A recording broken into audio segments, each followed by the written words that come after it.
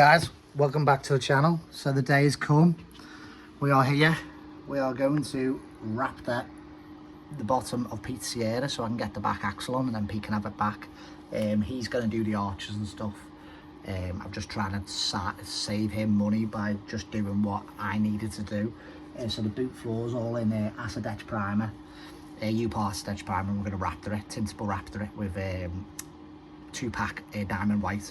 So I've just mixed it up with 10% diamond white, 10% thinners, and yeah, we're just going to give this a quick Raptor like. Looks fucking tidy, doesn't it? Looks good. So all as I say, all the arches Pete's going to do, and he said he's going to do the bottom of the floor.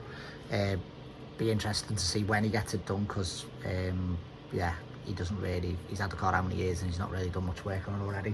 But we've done a big chunk of it, so we, at least once it's wrapped up and we'll let it set for about a week, we can get the back axle on and get it rolling back to his house, and he can start cracking on with the garage. So let's get it painted today.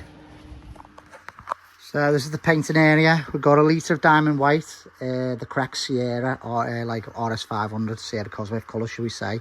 I've got a 4 litre kit of Raptor, a tintable Raptor, a Upol Raptor, only because it was cheaper buying 4 litres in a go than buying 1 litre ones, because I don't really know how much I'm going to use. I remember when I did Escort Cosworth with about 4 litres, but then we needed a little bit more, so mix it up. What I do is I share it out to 2 cups, share the tintable Raptor into 2 cups, mix out the hardener. I throw the hardener in, I throw 10% thinners, and I throw 10% of the colour, and then mix it up in a cup and then throw it in. If you try and do it like that, as they say, there's too much liquid in the tub and you can't fit it all in, so it's not really very well designed, especially when you want to put 10% thinners, because it seems to flow a bit better through the gun. So yeah, bit of a tip there.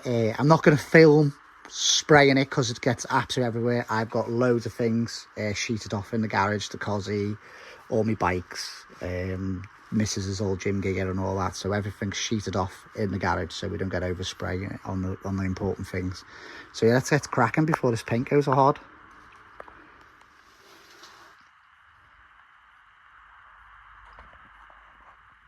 So guys, what do you think? End up using 2 litres of the 4 litre Raptor kit, which is pretty cool, because that leaves Pete 2 more litres to use for the rest of the car, but I think he'll probably need a bit more. I did put quite a bit on this just to give it some extra coverage, just because you don't want to waste it once you've mixed it up. Nice stuff, but it's super messy, and I'll be honest, it was really difficult to put on lying on the floor, lying on my back. I've got like loads in my eyebrow and everything. I was struggling with getting the gun to flow right, you know, because you're lying down. Every time I've Raptored the car, when I Raptored my Mark II Escort and my Escort Cosworth, sorry, I'm shaking round here, I'm lying down on the floor. It's a bit of a pain in the ass, isn't it, really?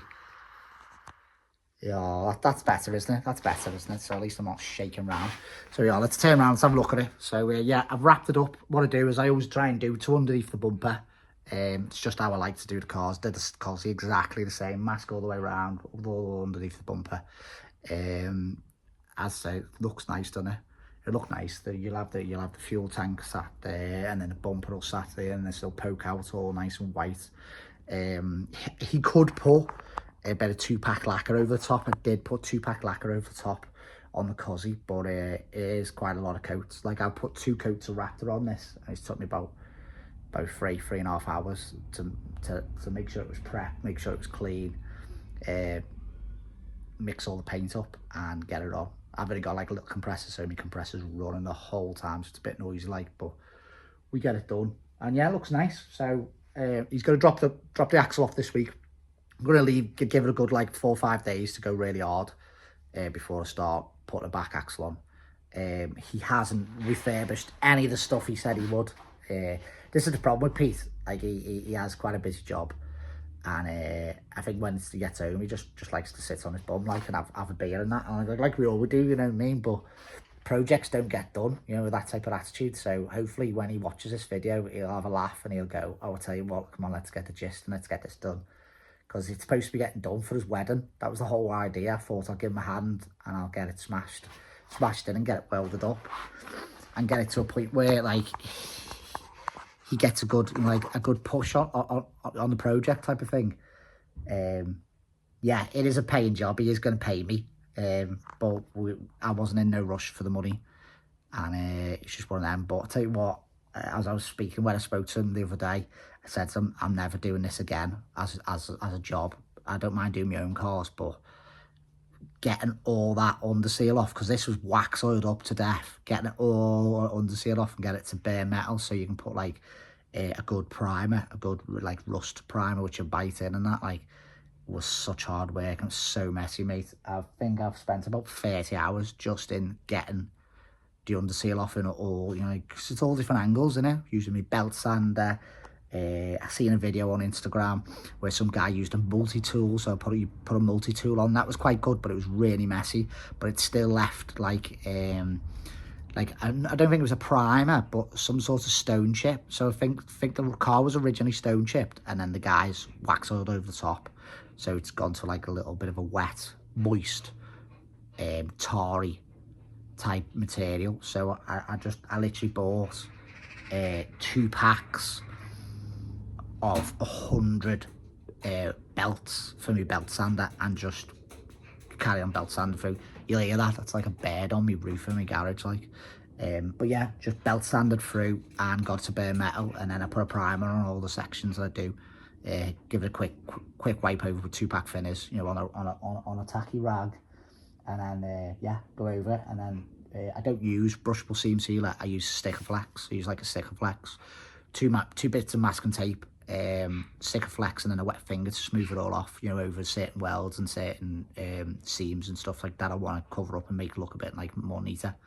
But yeah, I'll say well made up, really looks really good. Pete will drop the back axle off and we'll get it back on and we'll get it rolling, and we'll get it carted to his and he can crack on, and then I can get on with my own shit. Well, I don't mean that. I'm gonna weld his doors, both his doors. He needs a couple of repairs done to both his doors, but the way my garage is, I can't get the doors off with the car in the position it's in. So I'm gonna repair the doors, and someone's smoothed over where the door locks was. Pete wants the door locks put back in, but you can actually see them when you look on the inside of the door where someone's welded a bit of plate. So I'm going to drill all that out and make that fit. I said I'd do that for him. So there is more installments to do, so I'll let you come back once I'm on the doors, I suppose, or I'll tell you what, maybe the next installment might be when the back axle's on and we're rolling it out. So all right guys, hope you enjoyed the video, hope you keep installments, and I'll see you in the next one. You take it easy. Latest, bye bye. All team motors, please like and subscribe. All team motors, please like and subscribe.